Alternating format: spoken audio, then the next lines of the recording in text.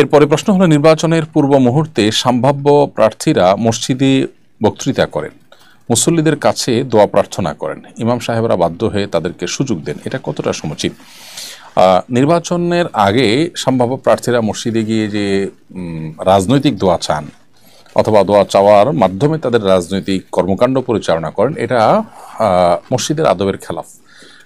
প্রথমত, এখানে নিছকই তার পার্থিব চাহিদা, পার্থিব একটি বিষয়কে উপস্থাপন করা হচ্ছে, যেটির সাথে মসজিদের আসলে কোনো সম্পৃক্ততা নেই এবং একান্ত নিজের স্বার্থের সম্পর্ক রয়েছে। নবী করিম সাল্লাল্লাহু আলাইহি ওয়াসাল্লাম যেখানে মসজিদে ইনশাদুদ্দাল্লাহ বা হারিয়ে যাওয়া কোনো জিনিস পাওয়ার ঘোষণা এটি পর্যন্ত দিতে নিষেধ করেছেন, এবং কেউ সেই ঘোষণা দিলে নবীজি বলেছেন তার জন্য বদদোয়া করতে, যেন সে তার ওই জিনিসটা খুঁজে না পায়। অর্থাৎ এটি নিরুৎসাহিত করবার জন্য নবীজি বলেছেন যে কোনো ব্যক্তি যেন মসজিদে নিজের হারিয়ে যাওয়া জিনিসপত্র এটা যেন কোনোভাবেই আপনার মসজিদের মধ্যে পাওয়ার বা মসজিদের মধ্যে খোঁজার জন্য, অনুসন্ধান করার ঘোষণা যেন না দেয়।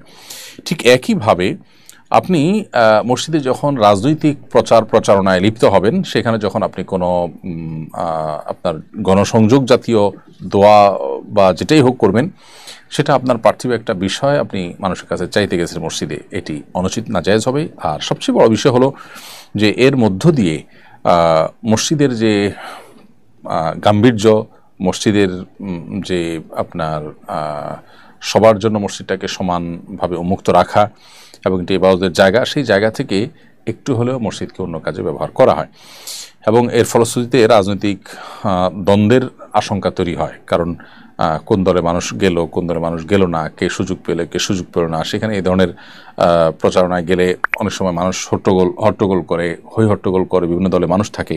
সব মিলিয়ে এটা মসজিদের আদবের সাথে যায় না। এই জন্য এই বিষয়টাকে আমরা সবাই একটু বিশেষভাবে অ্যাভয়েড করা দরকার, এবং মসজিদের মধ্যে রাজনৈতিক প্রচারণা থেকে আমাদের দূরে সরা উচিত।